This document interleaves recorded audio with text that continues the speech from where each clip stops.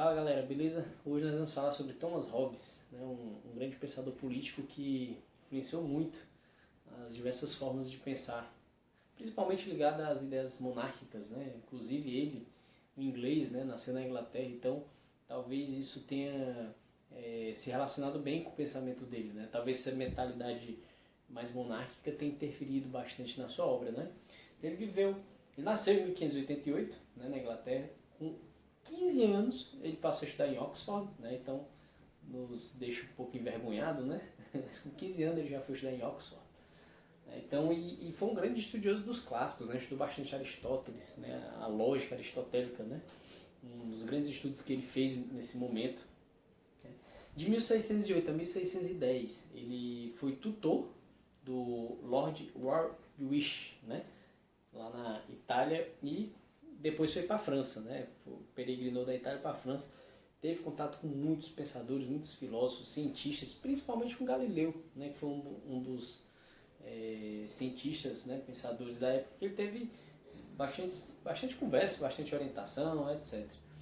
Inclusive nesse ponto vai surgir uma ideia do pensamento dele, que ele tenta conectar os problemas sociais e políticos com uma ideia do pensamento mais científico, né, da geometria, o pensamento mecanicista. Ele tenta juntar as duas coisas, né, analisar a sociedade e a política através de um olhar mais lógico, mais mecânico. Né.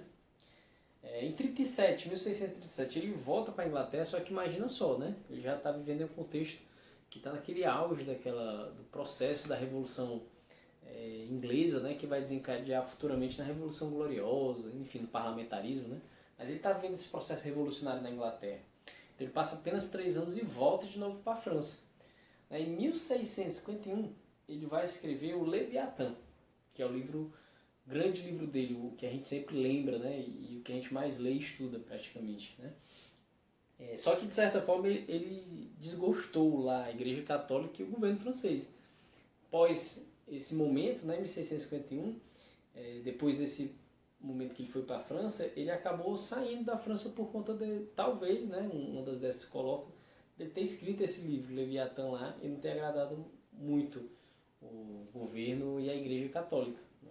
E ao voltar para a Inglaterra, ele vai se submeter ao governo de Cromwell. Né. O Cromwell já estava lá fortalecido e poderoso na Inglaterra, e ele acabou tendo que se sujeitar a isso. Né.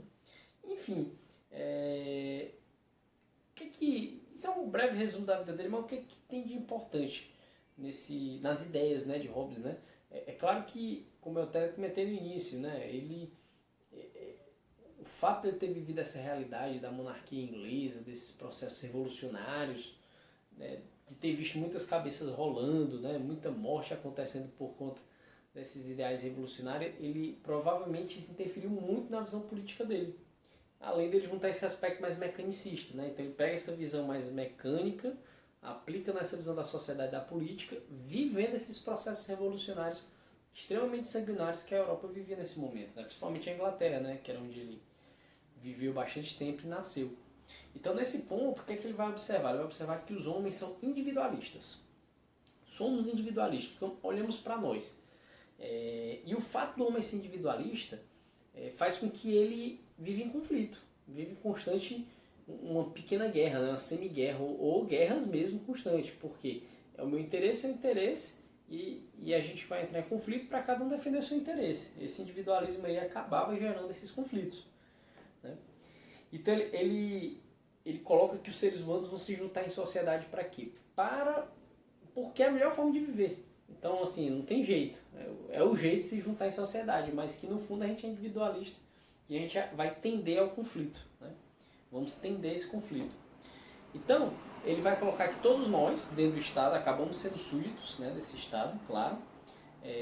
E o ponto fundamental que ele vai dizer é que é como se as paixões dos seres humanos fossem mais fortes que a vontade. Por isso que a gente acaba sendo individualista e necessita de ser súdito do Estado, de um Estado atuando sobre a gente. Né? E aí ele vai entender que o Estado, nesse contexto, vai começar a ter um papel, né? Vai ser necessário um papel de como se fosse um Deus imortal, esse Leviatã que ele chamou, né? Que vai governar sobre esses conflitos. Então, já que os homens são individualistas, tendem ao conflito e vão estar em constante guerra e desentendimentos, o Estado, fazendo os súditos, ele vai entrar com esse poder de se sobrepor aos indivíduos, né? Aos seres humanos individualistas, né? Então ele vai fazer esse papel de governar esses conflitos. Então, para Hobbes, o Estado ele vai ser muito mais um regulador desse processo, um regulador que tem um poder mesmo sobre essas relações humanas, né? Que são conflitivas na sua visão, porque somos individualistas, né? Então, o Estado se sobrepõe e absorve o indivíduo. Então ele acaba tendo esse domínio por completo, né? E é interessante porque ele coloca que apesar do Estado ter sido criado para servir aos indivíduos, né? Por uma necessidade desses indivíduos, ele vai acabar dominando esses indivíduos, né? A gente pode falar dessa forma. É aí, desse contexto, né, desse conflito, essa grande confusão individualista entre os seres humanos, que ele vai colocar aquela famosa frase que a gente sempre fala, né, que o homem é o lobo do homem, o homem destrói o próprio homem, né, o homem devora o próprio homem, ele desgraça tudo isso por conta dessa natureza passional, individualista, né?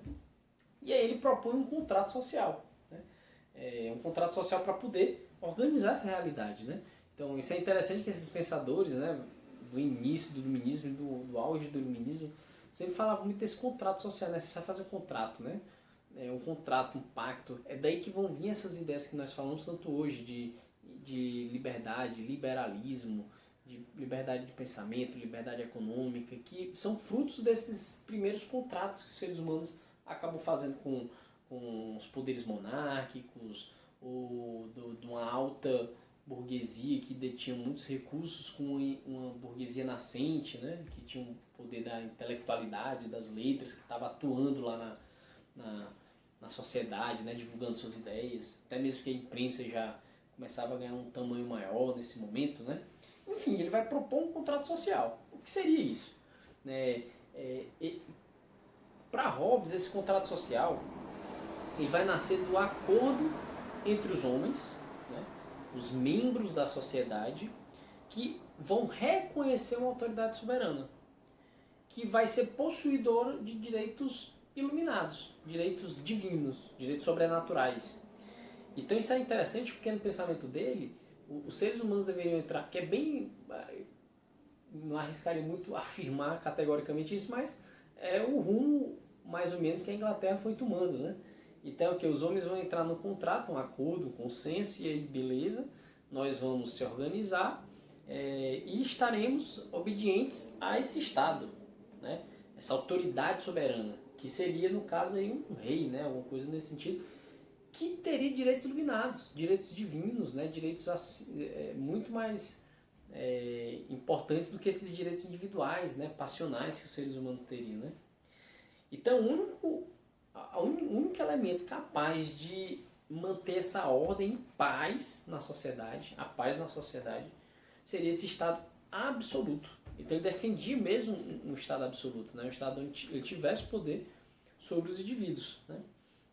E nesse contexto, cada indivíduo deveria abrir mão, né, de direitos naturais, né, de alguns direitos naturais que tivesse, em favor desse governo divino, porque somente ele teria essa força e esse poder de colocar a paz, de organizar a sociedade, né?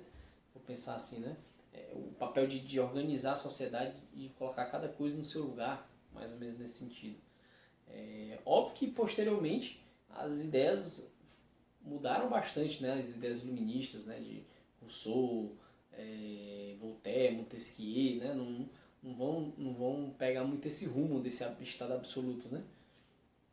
Mas ele trabalha muito nessa linha, né? E é importante a gente estudar esse grande pensador, porque tem tudo a ver, na minha opinião, tem tudo a ver mesmo com a organização política inglesa, né? Como ela vai se montando. É muito parecido esse pensamento dele com as características que vão se desenvolvendo na Inglaterra. Beleza, gente? Então é isso. Obrigado pela atenção. Curte o vídeo, se inscreve no canal. Até a próxima.